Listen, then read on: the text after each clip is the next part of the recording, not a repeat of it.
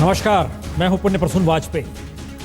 इस देश में सब कुछ अगर वोट बैंक के आश्रय होता है तो फिर एक वोटर की उम्र होनी चाहिए 18 बरस।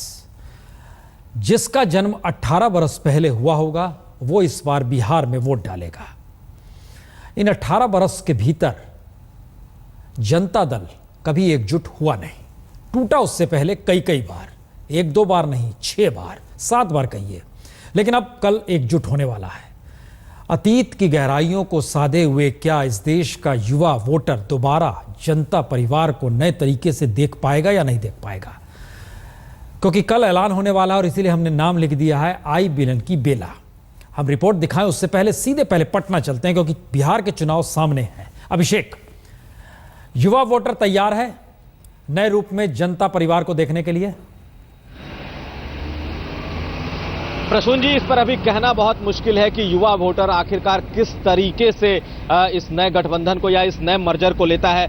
आपने बिल्कुल ठीक कहा कि 18 सालों में ये पहली बार है जब ये गठबंधन एक हो रहा है। ऐसे में बिल्कुल नया मतदाता सामने आने वाला है, लेकिन युवाओं से कहीं ज्यादा बढ़ के इस परिवार के लिए एका इसलिए जरूरी है क्योंकि दोनों का अलग अलग अस्तित्व मिटने का खतरा पैदा हो गया है। हम उस पे आते हैं, उसके लिए तो शरद यादव जी हमारे साथ बैठे हैं। अभिषेक जी, जरा ये बताइए, लोहिया, जेपी, इन सब की जानकारी है बिहार में युवा वोटर को? प्रसून जी, लोहिया और जेपी का नाम तो सबने सुना है, लेकिन इनके क्या आदर्श थे शायद इसकी जानकारी युवाओं को नहीं है। और आज का युवा जो कहीं ज्यादा कह सकते हैं कि इंटरनेट की दुनिया का है, कहीं ज्यादा तड़क भड़क वाला है, और बिहार का युवा भी आज के समय में उसी दौर में आगे बढ़ रहा है जिसमें पूरी दुनिया या कह सकते हैं देश इस वक्त आगे बढ़ रहा है। ऐसे में लोहिया और जेपी को उनके रूप में पहचानना मुझे नहीं लगता है कि शायद पूरा बिहार का युवा इस तरीके से इस वक्त सोच रहा है। लेकिन हाँ, बिहार उर्वर भूमि रही है युवाओं की। ऐसे में एक बहुत बड़ा तबका ऐसा भी है जो पढ़ता लिखता है, वो इन्हें समझता भी है। अशोक सिंघल जी, राजनीतिक तौर पर क्या बीते 11 महीनों में मोदी सरकार इतनी कमजोर हो गई है कि लगेगा कि कल जब ऐलान होगा जनता विलय जो होने वाला है 6 दलों का, तो देश की जनता मान लेगी कि एक विकल्प है ये? देखिए, अभी कहना बड़ा मुश्किल होगा प्रसून कि एक विकल्प के तौर पर ही आएंगे, लेकिन इतना जरूर है कि इकट्ठा होने से मजबूती आएगी। जो वोट डिवीजन हो रहा था, बट रहा था, वो इनकी कोशिश है कि कहीं बटे नहीं। जनता परिवार खासतौर से देखिए, अब जेडीएस की बात करें तो बिहार में उसका कुछ अस्तित्व नहीं है। लालू और नीतीश को जरूर फायदा होगा दोनों को इकट्ठा आने से, और चौटाला के इकट्ठा आने से बिहार में कोई फायदा होने वाला नहीं है। लेकिन एक जुटता दिखाई देगी, एक मैसेज जाएगा कि जनता दल, जनता परिवार इकट्ठा है। लेकिन उस जनता दल का अभी भी प्रसून, जो बीजू जनता दल था वो भी अलग है, अजीत सिंह अलग है, रामविलास पासवान अलग है। लेकिन एक जरूर टक्कर देने की कोशिश है, क्योंकि बिहार चुनाव सर पर है। ये दिखाने की कोशिश है कि वोट बटे नहीं, बीजेपी के खिलाफ वोट इनके पास मजबूती से रहे। एक दिखाने की कोशिश, और कोशिश ये है कि बीजेपी को टक्कर दे इकट्ठा होकर के। लेकिन एक विकल्प होगा ये कहना बड़ा मुश्किल होगा, लेकिन मजबूती जरूर आएगी, ये मान के वो लोग भी चल रहे हैं। और बीजेपी को भी कहीं ना कहीं लग रहा है कि इकट्ठा होने से जरूर फायदा होगा जनता दल को बीजेपी के खिलाफ।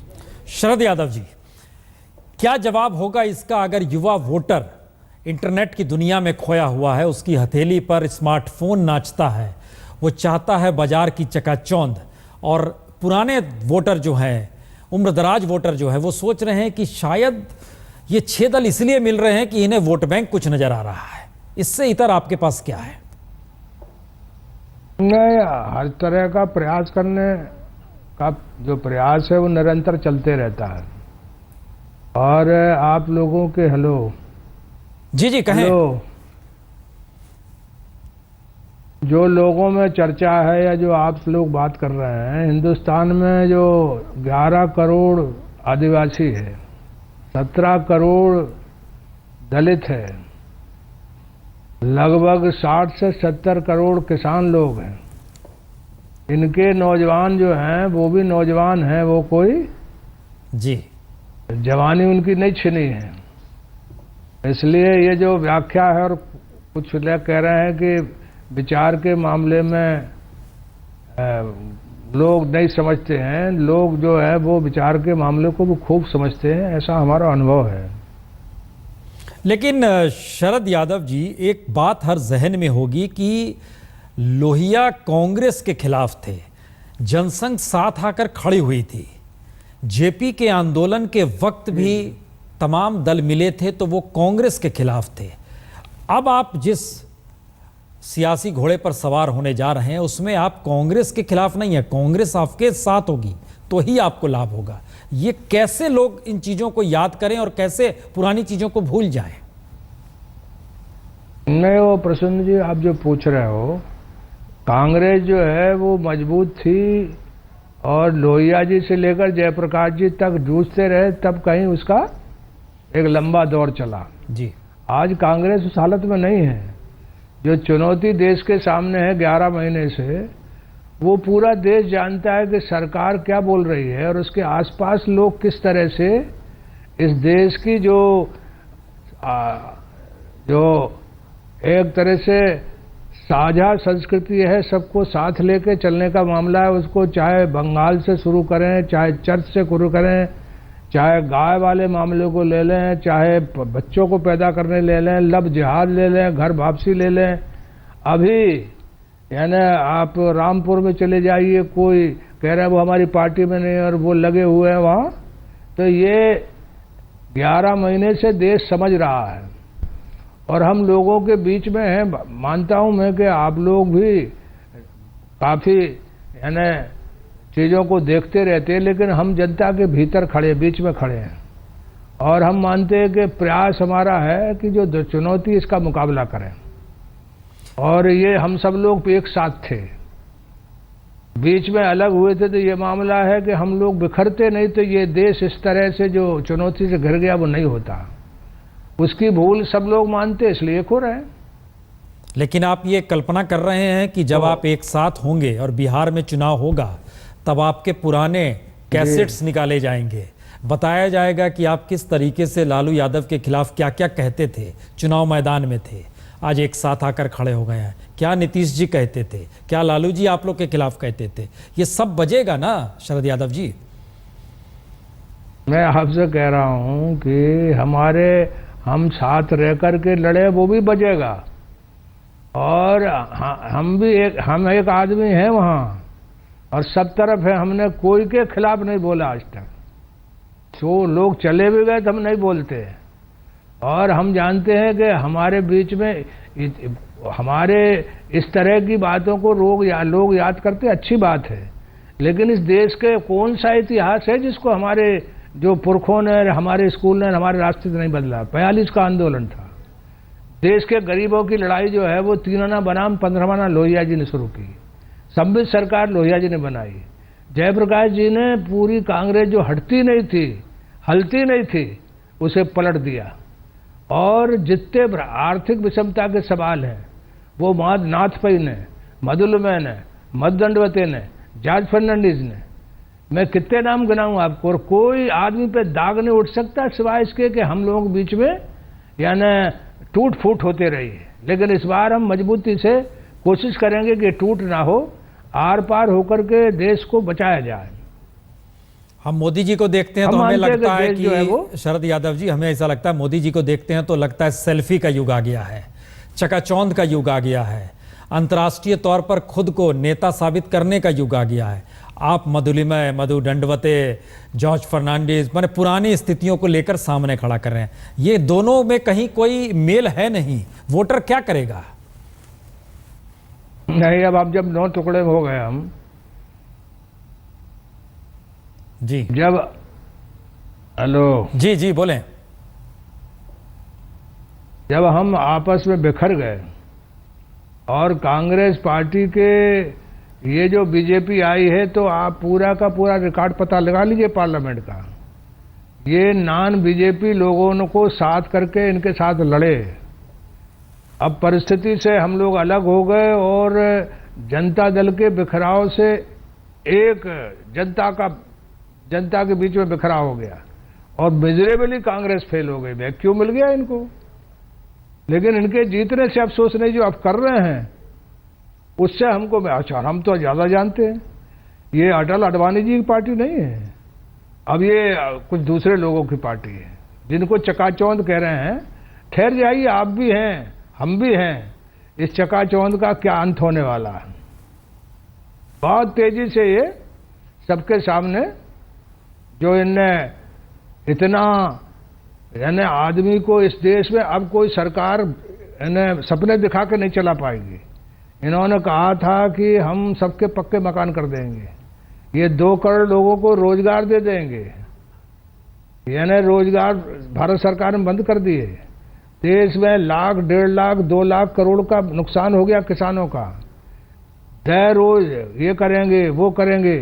फिर इसके बाद अरुण जेटली जी तो गजब कर रहे हैं कि खेती दे दो, जमीन दे दो, 30 करोड़ लोगों को रोजगार मिलेगा। सपने दिखाने के सिवा जमीन पर क्या। याद रखिए कि इस देश में सारे लोग जिनका, नौजवानों का नाम ले रहे हैं आप, वो सपने इतने ज्यादा देख लिए हैं और इतना ज्यादा उनके मन में है कि अभी नहीं तो फिर कभी नहीं, तो ना अभी कर सकते और ना ये कभी आ सकते। फिर ये हमारा अनुमान है राजनीतिक।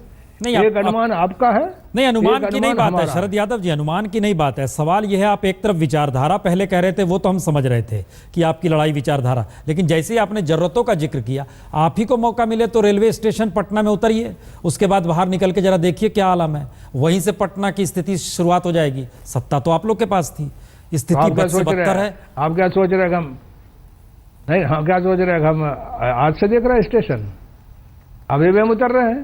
नहीं, आप उतर रहे हैं, लेकिन हालात देखे आपने क्या है पटना की स्थिति। हाँ, हालत हमने थोड़ी बिगाड़े हैं। हालात सुधारने का काम तो ये कह रहे हैं ना, हमारा बुनियादी सवाल है। और जो आप कह रहे हैं कि हमारा जो विचार है वही जमीन का विचार है, वही धरती का विचार, वो जब जमीन पे जमेगा वही देश, तभी वो देश बदलेगा। गांधी, लोहिया, जयप्रकाश के रास्ते से ही देश बनेगा।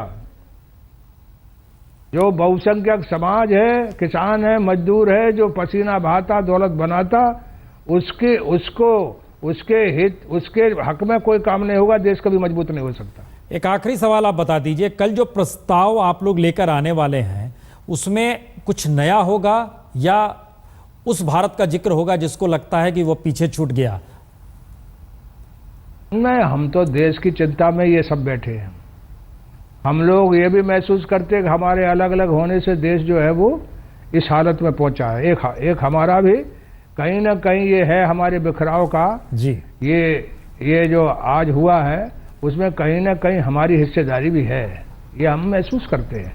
और कल जो बैठेंगे तो हम लोगों ने तो कई मीटिंग की है, ये 22 भी अखबार में छप गई ज्यादा जी। तो निश्चित तौर पर जब कल बैठेंगे तो हम लोगों ने भाई मुलायम सिंह जी को सब तरह का अधिकार पहले ही दे दिया है। वो ये मुलायम सिंह जी बैठक भी न करें और जो चाहे वो अनाउंस कर दें, वो सब बात हो चुकी है। तो कल जो है वो उन्होंने बैठक बुलाई है और वो उसकी खबर छप गई, तो इसलिए आपसे भेंट हो रही है। अरे नहीं चलिए, बहुत बहुत शुक्रिया शरद यादव जी। तो जनता परिवार एकजुट हो रहा है और आई मिलन की बेला के भीतर सबको भरोसा और विश्वास है कि शायद हिंदुस्तान की जमीन को दोबारा राजनीतिक तौर पर छू लिया जाएगा। शरद यादव जी की तो यही राय है। अभिषेक, जो इस बात का जिक्र कर रहे थे शरद यादव जी, इत्तेफाक बिहार का वोटर इससे रखेगा? देखिए प्रसून जी, ये मजबूरी का गठबंधन है और पर्दे के पीछे इस गठबंधन के को लेकर बहुत हार्ड बार्गेनिंग भी हुई है। भले ही मुलम्मा ये चढ़ा लिया जाए कि हम उस पुराने दौर में लौट रहे हैं और फिर से देश को उसी दौर में ले जाना है जिस दौर में जो सोच लोहिया या फिर जेपी या समाजवादी लोगों की रही है, लेकिन देखा जाए प्रसून जी तो लालू यादव और नीतीश कुमार दो ऐसे शख्स रहे हैं जिनकी राजनीति कभी एक पटरी पर नहीं बैठी और इस पटरी को बिठाने को लेकर जबरदस्त बार्गेनिंग हुई है। जो हम लोगों के पास खबरें हैं उसके मुताबिक लालू यादव के हाथ में पूरा संगठन होगा, नीतीश कुमार चेहरे होंगे इस पूरे गठबंधन के, और जिस तरीके से केजरीवाल के चेहरे को आगे रख के लड़ा गया, कुछ वही कोशिश बिहार में भी होगी। लेकिन यह कितना सफल होता है, हालांकि अगर इस तौर पर देखा जाए कि नीतीश कुमार का गवर्नेंस और लालू यादव का जनाधार, इसको जोड़कर ये लोग आगे बढ़ेंगे। चलिए, ये तो वहां के राजनीतिक तौर पर समझेंगे। एक आखिरी सवाल अशोक सिंघल जी, एक आखिरी सवाल आपसे। लालू यादव चुनाव नहीं लड़ सकते हैं, चौटाला की स्थिति नाजुक है, जेल में है। दूसरी तरफ लेकर आइए, सैफई में नाच होता है और मुजफ्फरनगर जल रहा होता है, यह भी मुलायम सिंह के जरिए देख लिया गया। नीतीश कुमार अकेले बचे। झगड़ा उन्होंने इसलिए कर दिया क्योंकि मोदी सत्ता में आ गए तो बर्दाश्त नहीं कर पाए, लेकिन बीजेपी के साथ उन्हें मंजूर था। इन सारी स्थितियों को मिला दीजिए, अब बताइए क्या ये वाकई विकल्प है मोदी का? बहुत मुश्किल है प्रश्न। जैसे पहले मैंने कहा कि मोदी का विकल्प हो पाएगा ये कहना मुश्किल है। कोशिश है कि एकजुट होकर के जो स्थिति में बीजेपी मजबूत हुई है, मोदी सत्ता में आए हैं, मोदी पावरफुल हुए हैं, उसको टक्कर दे पाएं। चाहे वो कर्नाटक की बात है, देवगौड़ा इनके साथ शामिल हो रहे हैं, चाहे वो हरियाणा में, क्योंकि अभी 5 साल के बाद चुनाव होने हैं, अभी हरियाणा में सरकार बनी है, अभी हरियाणा में कुछ स्थिति नहीं है। आप बिहार में एक मजबूती देने की कोशिश है, लालू और नीतीश कुमार मिलकर के। यूपी में इनका कोई आधार नहीं है, वहाँ मुलायम सिंह है, तो मुलायम सिंह को बहुत फायदा नहीं होगा। लेकिन कहीं ना कहीं चाहे वो पार्लियामेंट की बात है या सड़क की बात है, और यूपी में क्योंकि 2017 में चुनाव है, तो देखना होगा कि बिहार एक सबसे पहला एक्सपेरिमेंट होगा, एक परीक्षा होगी इनकी कि बिहार में ये जो एक्सपेरिमेंट है इकट्ठा होने का, मर्जर का, कितना सफल हो पाता है। कोशिश ये कि एकजुट होकर के वोटों को बंटने ना दें, इकट्ठा हो जाएं वोट, और बीजेपी को टक्कर दे सकें, मोदी को टक्कर दे सकें। ये मजबूरी का गठबंधन, जैसे अभिषेक ने कहा, मोदी का भय जो इनको सता रहा है, बीजेपी का भय जो सता रहा है, उसकी वजह से ये मर्जर हो रहा है। प्रसून, मजबूरी का गठबंधन है, लेकिन ये गठबंधन जल्दी ज़्यादा दिन चलता नहीं है। ये भी एक एक्सपीरियंस रहा। और शरद यादव ने एक इंटरव्यू में ये कहा भी है कि गारंटी नहीं है चलने की, विलय तो हो रहा है लेकिन कितना देर चलेगा ये गारंटी नहीं है। चलिए, वो पारदर्शी हैं, बहुत कुछ बोलते हैं शरद यादव जी। लेकिन इन सब के बीच एक बात तो है, बिहार में चुनाव होंगे तो इन सब के बीच एक बचपन में हर बच्चा स्कूल में रेस खेलता है, 3 लेग रेस। 2 लोग आपस में एक पांव बांध देते हैं। लालू यादव और नीतीश कुमार के पांव कुछ ऐसे ही बंधेंगे और उन्हें चुनावी रेस में दौड़ना पड़ेगा।